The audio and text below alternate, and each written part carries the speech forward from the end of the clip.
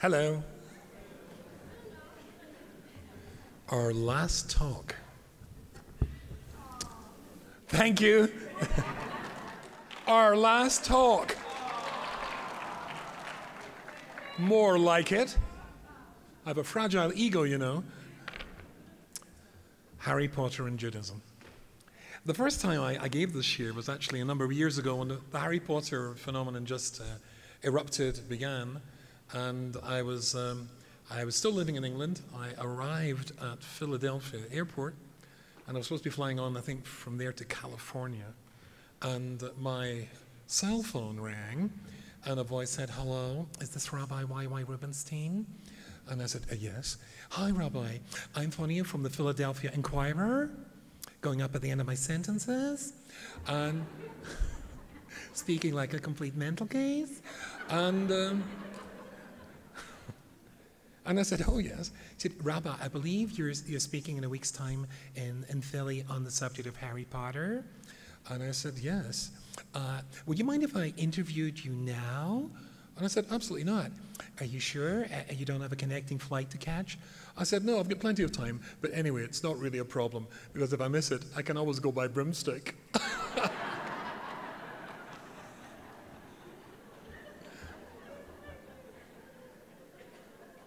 And she said, "Pardon?"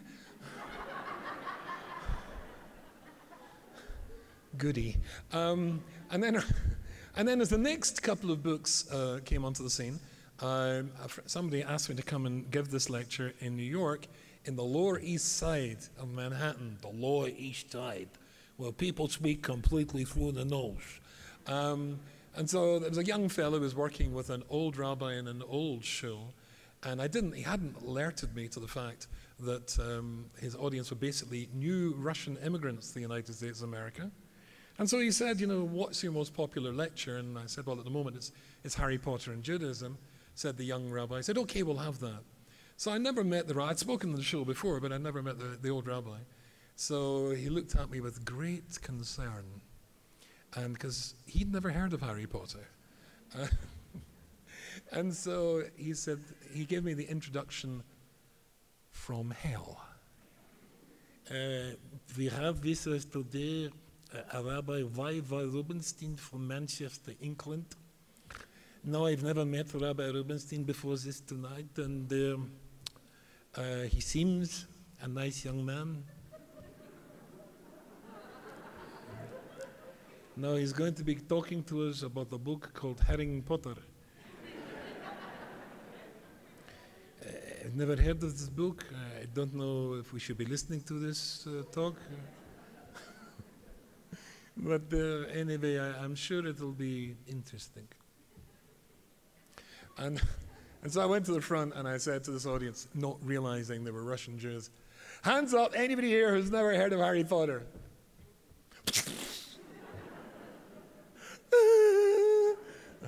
Oh, well, let me tell you about it. But of course, since then, I think we all know, and everybody knows, what an incredible global phenomenon the Harry Potter books were and are. And truly, J.K. Rowling, who very kindly, incidentally, gave me permission to write about her in one of my books. You can get it online, Amazon, The Queen's Lives, The Secret Diaries of Queen Elizabeth II. Yeah, it's not just Jewish stuff. Anyway, so basically, so when she wrote this book, and where did she write Harry Potter? In Scotland. Yes, in the capital of Scotland, in Edinburgh. And when she was sitting in that little cafeteria writing, her little child was being looked after by the chief rabbi of Edinburgh's teenage daughter. Oh yes, all the secrets are going to come out tonight. Anyway, so basically, this book was an incredible, incredible phenomenon. Is a credible phenomenon. And J.K. Rowling, of course, who was a teacher in a school in Edinburgh, J.K. Rowling is a brilliant observer of the childhood experience. And if you all think back to your own school experience, then everything she writes about, it really does resonate. For example, I think back to my own school in Glasgow in Scotland, and that's so beautiful, I think I'll say it again. Scotland. So, do you ever, here in South Africa, how does it work in you? Did you ever have trainee teachers used to come to school? Oh, we love them. Oh, you're going to have such fun with them. So your own teacher, she went away or he went away and had a week's break, and you had this poor young man who would come in, and of course it was always two. There was the person who's actually doing the teaching, and then there was the fellow we never knew what this was, this guy who sat at the back and took notes. It wasn't until I was a trainee teacher that I understood this was your tutor from university. It was assessing your presentation. But anyway, so basically, it was a primary school in Glasgow in Scotland, and in fact, the same school that Sir Alex Ferguson, yes, Sir Alex Ferguson, Manchester United, who were great when he was in charge, who lived in the same street as me in Glasgow. Just thought I'd throw that in. Alex and I, like that. Anyway, so basically, because you see, schools and school kids can be a bit naughty. One day, it was a sunny day, we were sitting in a little grassy knoll outside, looking through the window, and this trainee teacher, who was very gifted, he was artistic. And if you probably, particularly in elementary school and primary school, if somebody's artistic and can bring to life on the blackboard, by drawings, it really enhances the lessons enormously. And we were studying the Battle of Waterloo, and so he was drawing it on the blackboard. One of these blackboards, go. He spent an hour, this fellow, drawing. It was fantastic. There was the Duke of Wellington on one side and all the British soldiers, including the Scots. On the other side, there was that French guy, what's his name, Nappy something or other, and sitting in his white charger. There was cannons, there was smoke coming out. They got brilliant, absolutely brilliant. And after an hour, he sort of took the board, stood back, examined it, pushed the board up, and off he went for a coffee for the 10 minutes he had left before the lesson began. Now, when you are 9 or 10 years of age, there are 3 words, just 3 words that are able to transform the most appalling, unthinkable, horrible thought into something which is frankly quite rational and frankly inevitable. The 3 words are, I dare you. And one of us said to one of the others, I dare you. And one of them, I won't say who it was, went into the classroom and pulled the board down and took out the rag. This is so interesting. Whenever I say this story, the guys go, and all the girls go, oh no, oh yeah. And gone were the horses that the Duke of Wellington and Napoleon were sitting on. Suddenly they were floating in midair. There were the puffs of smoke, no cannon. There's a couple of soldiers left looking at each other. Where did they all go? And the board was put over back where it was, and in came the teacher, the new trainee teacher, with his tutor sitting at the back, and he said, now, boys and girls, we're going to continue our study of the Battle of Waterloo. It must have looked something like this. And out he walked in tears. Yeah, it was a shame, wasn't it? Anybody here not read Harry Potter? Shame on you. Don't know why you're at Indaba.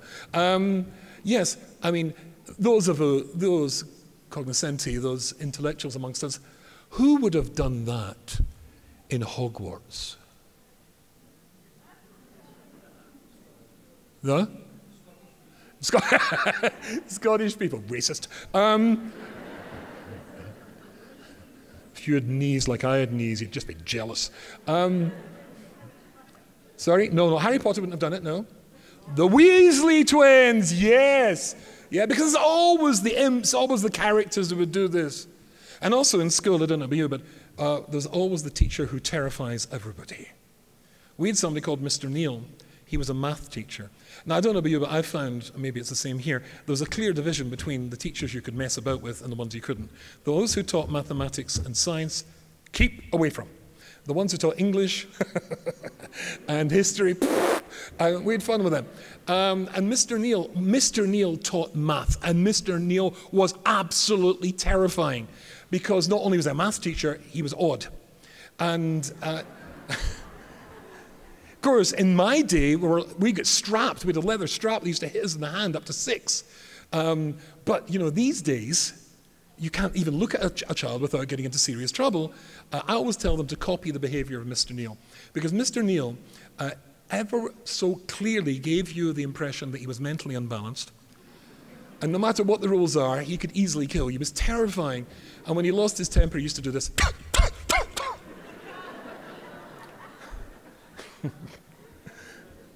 His nickname was Bud. All teachers get nicknames. I was called YY for some reason. Anyway, so Bud, and we were terrified of him. Now, I was, how should I put this, mathematically challenged. I wasn't very good at maths. And so I failed the first year's school exam in high school, so they had a sort of remedial class for the nebuchs. And I sat there, totally baffled. See, I was very good at arithmetic, very good at arithmetic. I was very good at English. But when they combined them, I was lost. 2B? What? That's Shakespeare. So, never got this stuff. And I sat next to a guy called Graham Robertson, and Graham Robertson had failed, he was in this remedial class, he'd failed the exam 3 times in a row. Genius! Dedication. And I think the reason was because he spent the whole time doing little drawings, little stick men. And one day we were learning about isosceles triangles. I just said that to show off. Isosceles triangles. And Mr. Neal had put on the board a triangle, ABC. The line AB was 1 inch. The challenging question was, what was line 2AB? Even I could get this, right? Robertson couldn't. He was too busy drawing his stick men, and Mr. Terrifying Neal turned to Robertson, who was in his own little world, and said, Robertson, what's line 2AB? And he just looked like a deer in headlights. And he whispered to me, what's the answer?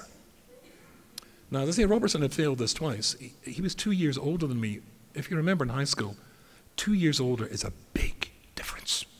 And Robertson was quite violent. And so he said, what's the answer? And I hesitated, but just for a split second, because this was such a golden opportunity. I didn't feel I could let it go past. So I said to him, pi r squared.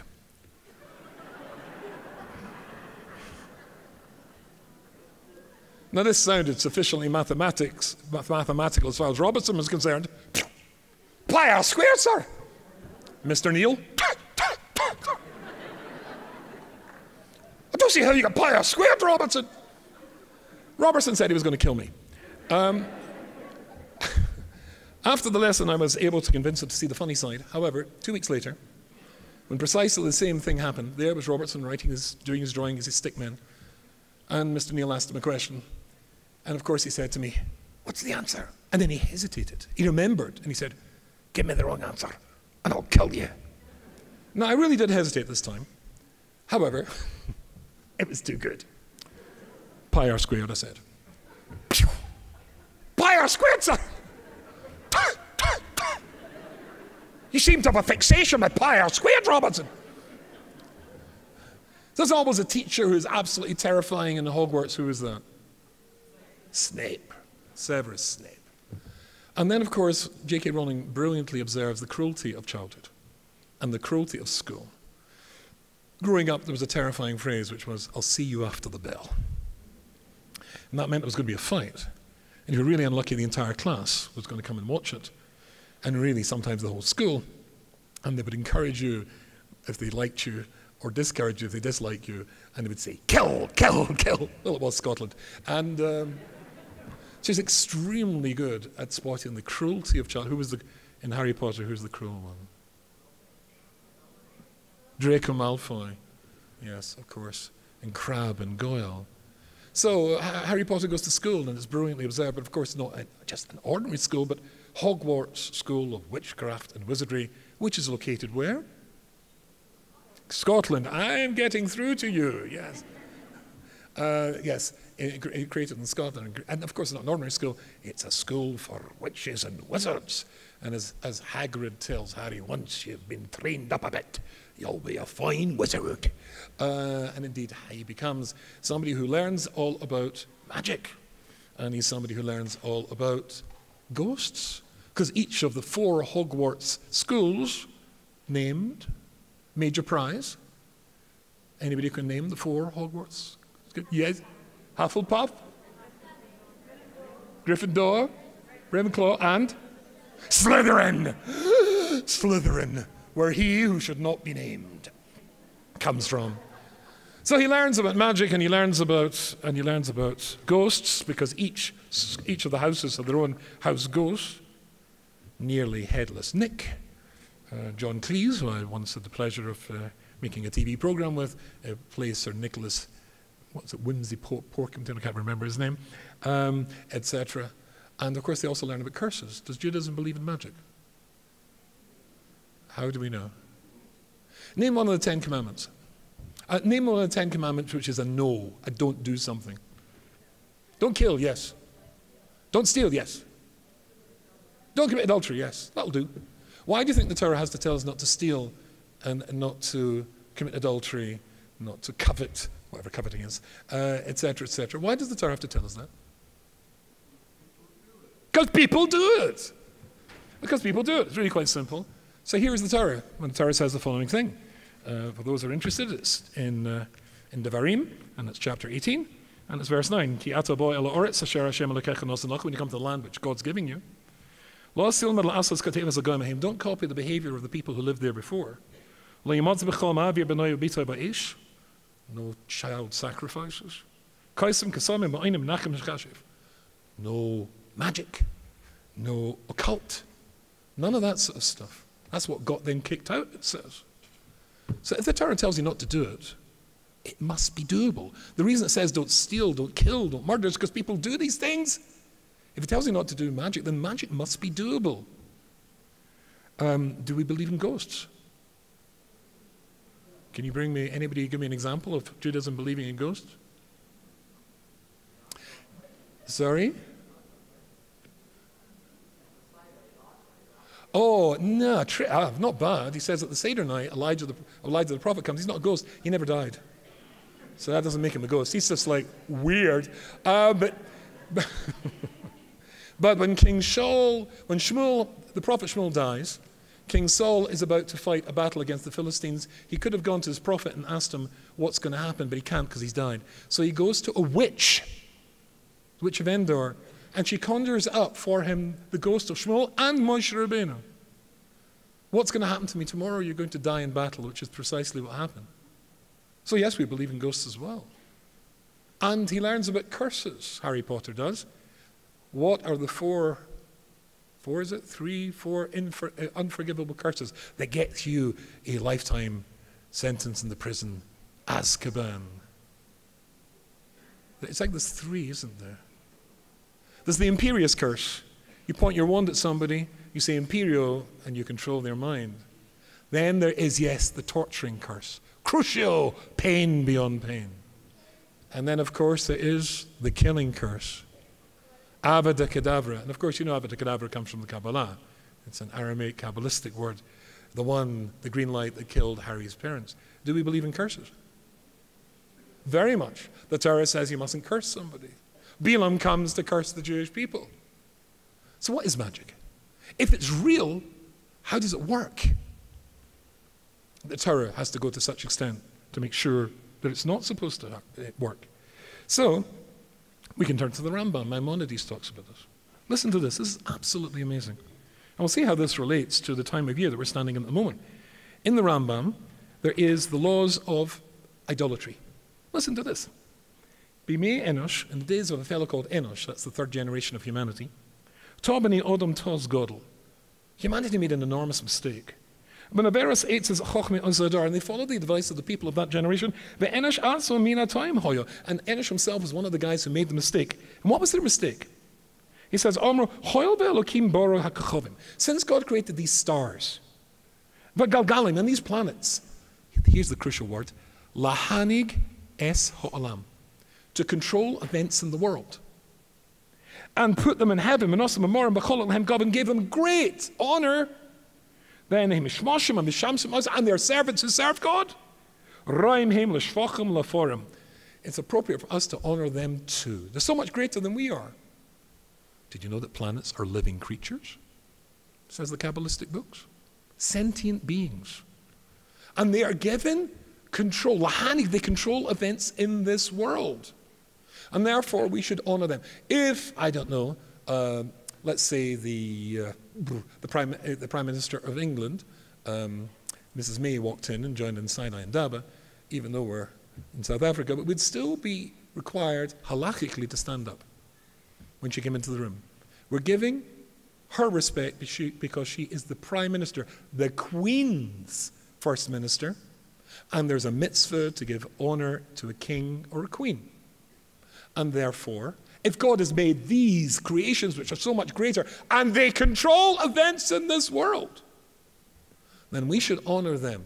Well, you can obviously understand that over time they started to forget that they were honoring the planets as a reflection of honor to God, and they started honoring them in their own right and worshipping them in their own right. Because magic is the ability to take the power that comes from the planets, and power does come from the planets, and manipulate that for purposes or for your own purposes. Does that sound strange?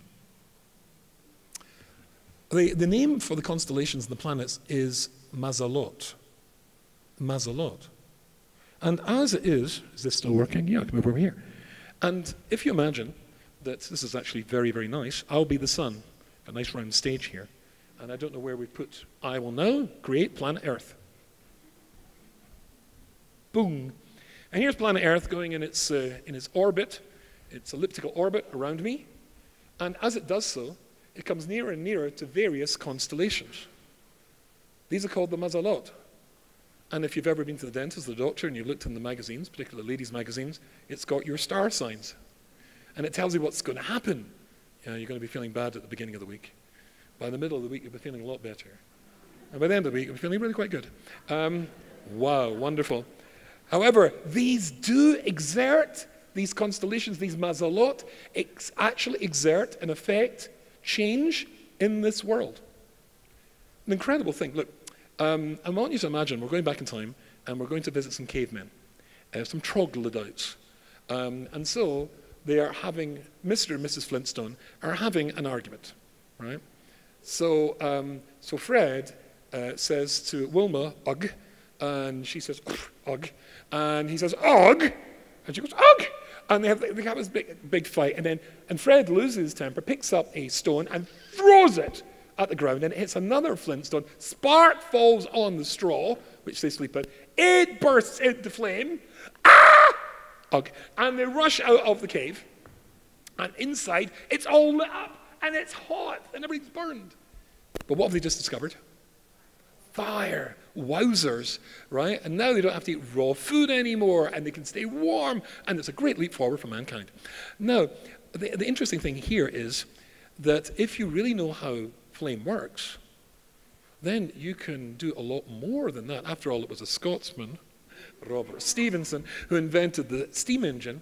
Apparently the apocryphal story is he was watching the lid of the pot of his mother's kettle jumping up and down from the steam, and that gave him the idea of the pistons from which we get the internal combustion engine.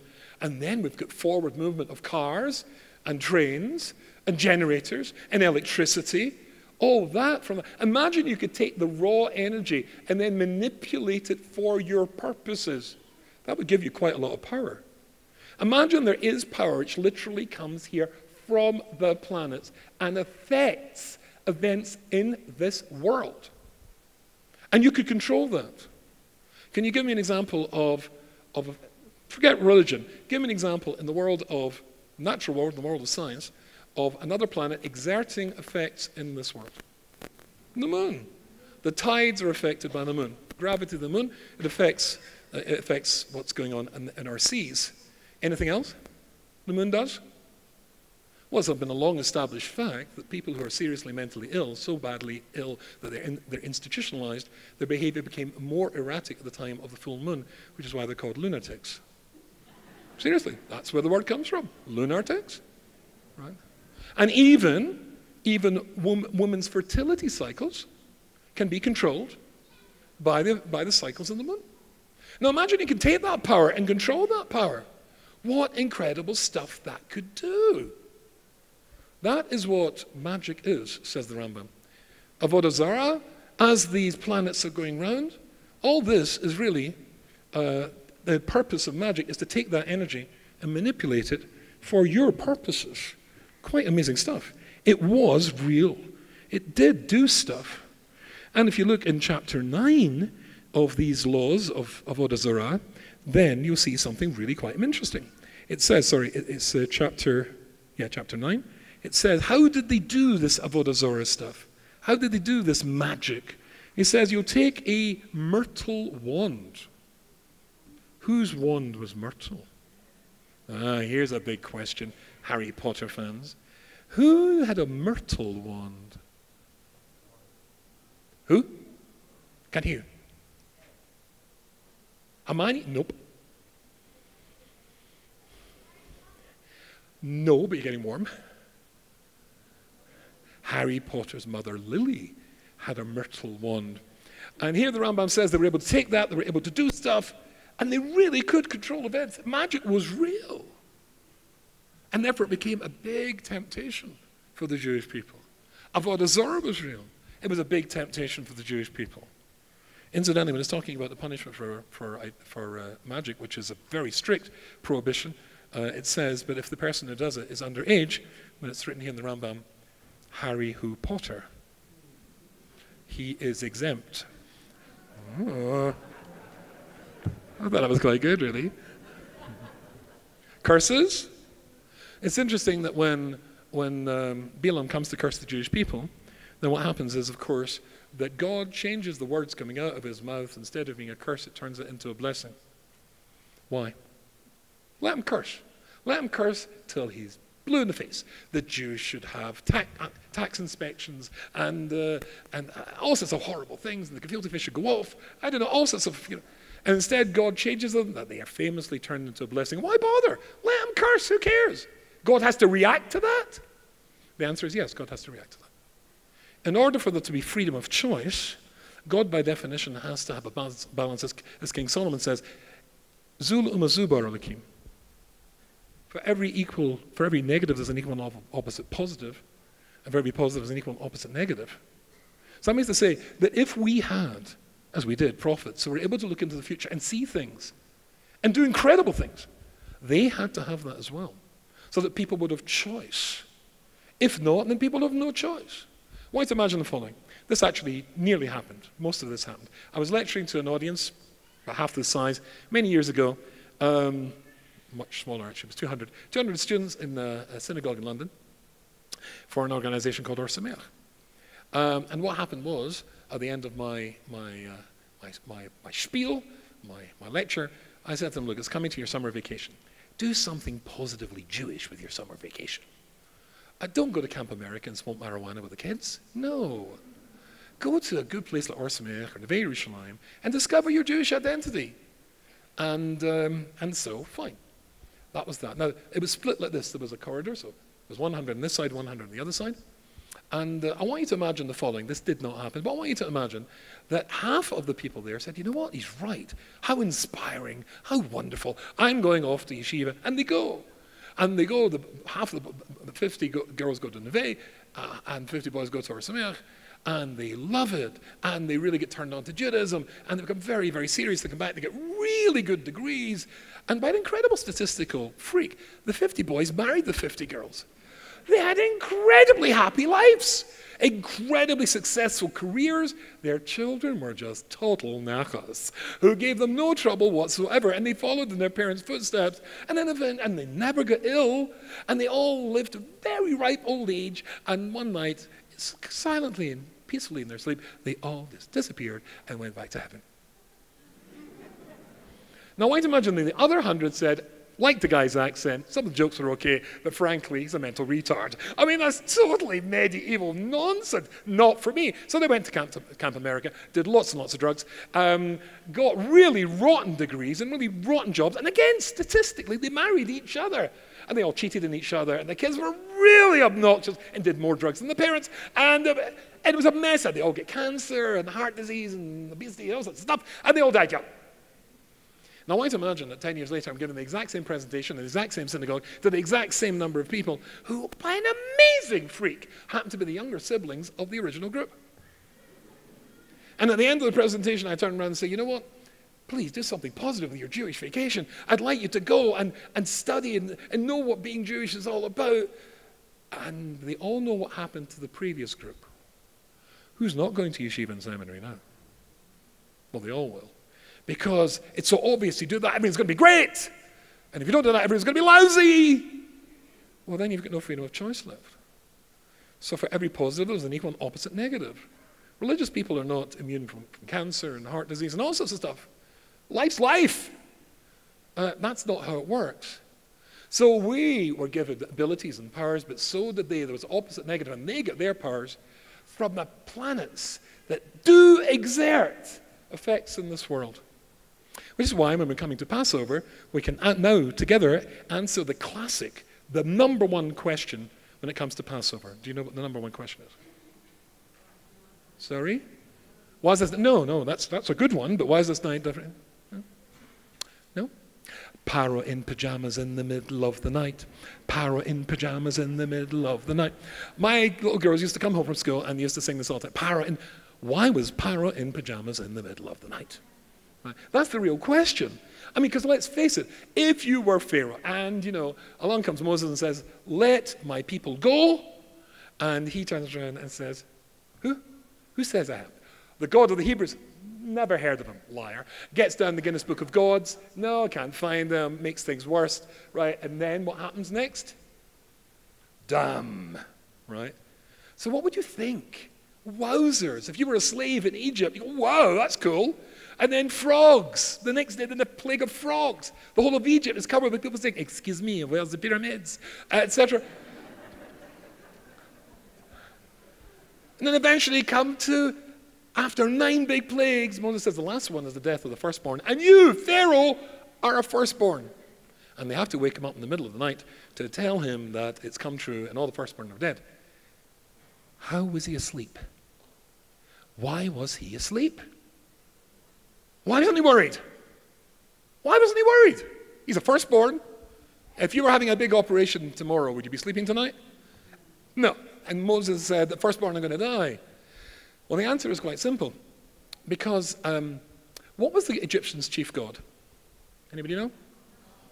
The sheep, indeed, the sheep. That's why we had to take the lamb and tie it to the foot of our bed. And so that was the sheep. Let's be honest here. They worshipped a sheep. Are they mental? Of all the animals in the world, you want to worship a sheep? My wife comes from California. And when she moved to England, because in America it's different to England. Probably many of you have been to England. You drive in the motorways, and there are fields on either side full of sheep. And we were driving, just got married, and it was time of lambing season. And my wife's leaving the hall at this very moment in time, incidentally. Bye, dear. I don't think she wants me to tell you this story. Anyway, we're driving along, and there was lambs are cute. And she saw some new lambs in the field. And she said, oh my gosh, lambs. She's from California. Speaks very strangely. Very happily married. I haven't a clue what she's talking about. A clue what I'm talking about. Anyway, stop the car. 80 miles an hour, stop the car. Anyway, as I had to stop the car, married, have to. And she tried to climb over the fence because she wanted to hold a lamb. Oh, lovely. So what do you think the lamb did as my wife approached? It ran away because it's a sheep.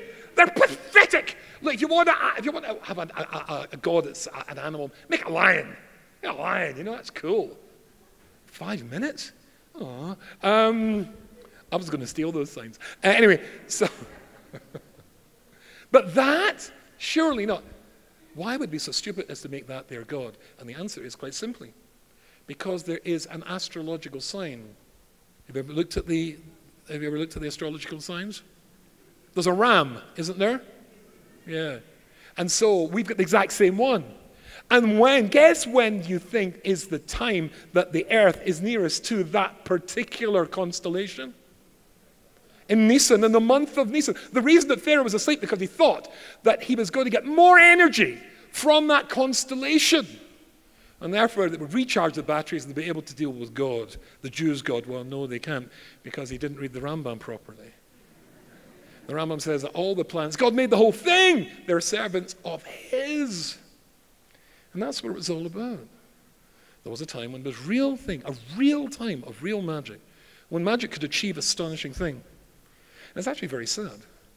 Because if you ask any Jewish kid, in the world, almost any Jewish kid in the world, including Russia these days, to name Harry Potter's parents, then probably without any difficulty whatsoever, any kid's going to tell me, Harry Potter's parents? Lily and James.